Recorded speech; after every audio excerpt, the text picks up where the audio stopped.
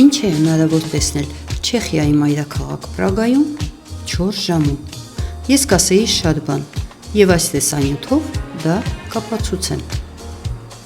Ռուսինե այրոպորտում արագ նախաճաշից հետո նստեք 59 համարը կամ ցանկացած այլ տրանսպորտամիջոց, որովհետև բոլորը գնում են դեպի կենտրոն։ Ես ճանապարհին իջա երկաթգծի ամենամեծ կայարան Պրագայի, կառուցվել է 1871-ին, սա ճարտարապետական առումով մի շատ հետաքրքիր շինություն է եւ շատ գեղեցիկ։ Այստեղից 15 րոպե քայլելով կամ տրանսպորտով նույնն է 15 րոպե մոտավորապես կհասնեք Պրագայի կենտրոն։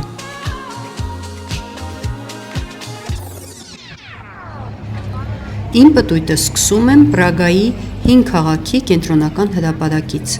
Այս հրապարակը կառուցվել է 11-րդ դարում գործող տոնավաճառի տեղում, այժմ էլ տոնից տոն այստեղ տեղակայվում են տոնավաճառներ, հրապարակի բոլոր շենքերի մասին առանցին ես ներկայացրել եմ իմ ալիքին նախորդ տեսանյութում, կարող եք դիտել։ Սա Սուրբ Նիկոլաս եկեղեցին է, Պրագայում կա 2 Սուրբ Նիկոլաս եկեղեցի, իսկ սա կենտրոնական հրապարակի հին քաղաքապետարանն է, որն աշխարհին հայտնի է իր աստղաբանական ժամացույցով։ Այս ժամացույցը միակն է, որը գործում է 1410 թվականից ու ամենահինն է, բացի նրանից, որ ցույց է տալիս 4 տեսակի ժամ, նաև ցույց է տալիս այդ պահին արևի, աստղերի և լուսնի դիրքը։ Հեքիաթներից դուրս եկած այս 2 աշտարակները թին եկեղեցումն են, այն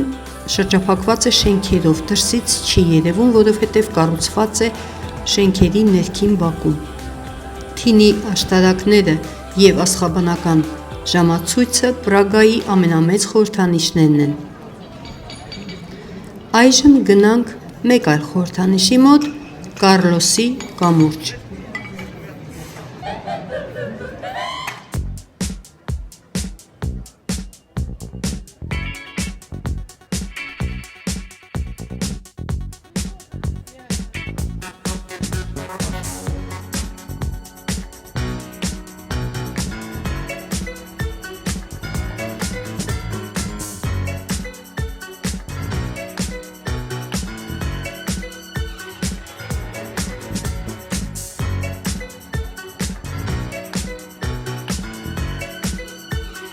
Արդեն երևում է, ինչպես տեսակ, շատ հեռու չէ, գրեթե 5 րոպե քայլելով կարող եք հասնել։ Եթե փողոցների տեղը չգտնեք, տեսեք տուրիստների հոսքը դեպի ուր է գնում։ Հրապարակից հետո բնականաբար բոլորը շտապում են դեպի Կարլովի կամուրջ։ Այն կառուցվել է 15-րդ դարում թագավոր Կարլոս IV-ի հրամանով։ Կամուրջն անցնում է Վլտավա գետի վրայով, հակառակ կողմում թագավորական նստավայրն է։ Այս աշտարակը ոչ միայն ծառայել է որպես առևտրային դուռ քաղաքի համար, այլ նաև այստեղով էին անցնում բոլոր թագավորները, երբ վերադառնում էին իրենց հաղթական արշավներից։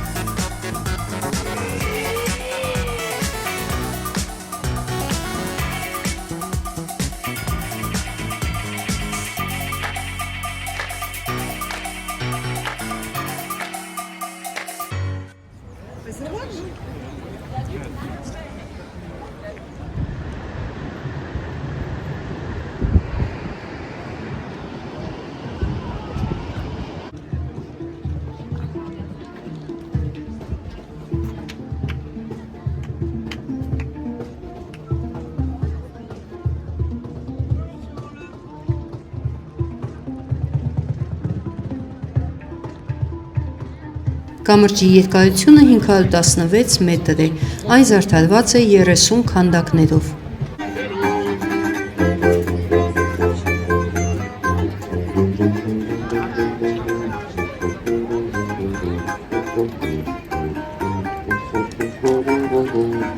Կամրջի ավարտին ևս 2 աշտարակներ են, որոնց մեջտեղում դեպի Պրագայի ամրոց տանող մուտքն է, բայց Թագավորանիստ քաղաքը այնքան մեծ է ու այնքան հետաքրքիր, որ արժանի է իմ հաջորդ տեսանյութին, առանցին տեսանյութին։ Դրա համար շրջանցենք այն, անցնենք Մալա Ստրանա թաղամասով դեպի գետ։ Այս թաղամասը շատ սիրելի է զբոսաշրջիկներին, որովհետև այստեղ կան շատ հյուրանոցներ, ինչպես նաև չեխական գարեջրատներ։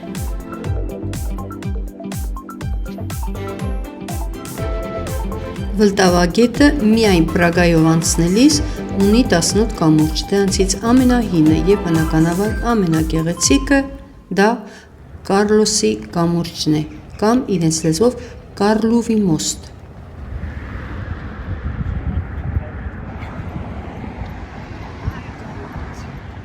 Մանեսուվ կոչվող կամրջով վերադառնանք քաղաքի կենտրոն, որպեսզի այցելենք հրեական հայտնի Ժոզեֆով թաղամաս։ Այն տեղակայված է դեկորատիվ արվեստի թանգարանից աջ։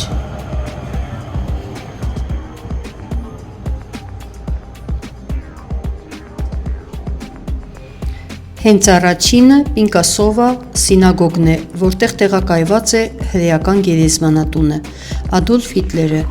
պահպանել է այս ամբողջ հատվածը, որպեսզի հրեաների վերջը տալուց հետո այն վերածի հրեական թանգարանի։ Ինչ-որ իմաստով այն իրագործվեց, որովհետև 6 սինագոգերից միայն մեկն է աշխատում, գործում, իսկ մնացածը իսկապես որ թանգարան են։ Փոքրիկ այս գերեզմանատանը թաղված են 120,000 հրեաներ 12 շերտով, բոլորն էլ նացիզմի զոհեր։ Իսկ սա միակ գործող սինագոգն է, անունը Հին և Նոր։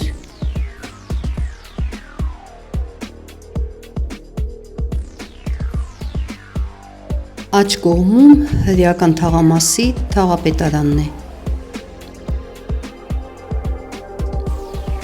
Թաղամասի այս հատվածը պահպանել է իր հրեական շունչը, նախկինում այն գետո էր, փակ տարածք։ 18-րդ դարից սկսած թագավոր Ժոզե II-ի օգնությամբ հրեաները ինտեգրվեցին քաղաքին և թաղամասը վերանվանեցին Ժոզեֆով։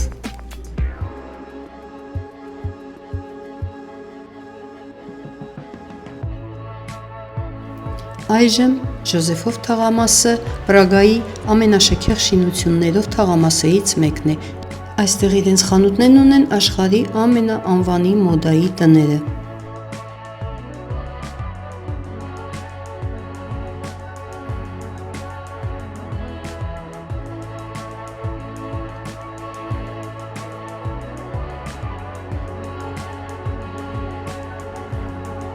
Դեպի իսպանական սինագոգ ուղևորվելիս կհանդիպեք չեխ նշանավոր գրող Ֆրանց Կաֆկայի արձանին։ Հուշարձանի ձախ կողմում տեղակայված է հայ առաքելական Սուրբ Հոգի եկեղեցին։ Նախկինում այս եկեղեցին կաթոլիկ էր, Չեխիայի արքեպիսկոպոսարանը Չեխիայի հայ համայնքին այն նվիրել է 2015 թվականին։ Իսկ Կաֆկայի արձանի մյուս կողմում տեղակայված է իսպանական սինագոգը։ Կոչվում է իսպանական, որովհետև 15-րդ դարում, երբ հրեաներին արտաքսեցին Իսպանիայից, նրանցից շատերը ավելի շուտ եկել են այստեղ և ապրել հենց այս տարածքում։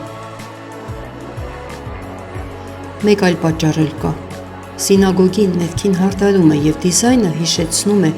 իսպանական Գրանադա քաղաքի Ալամբրա տաճարի ներսը։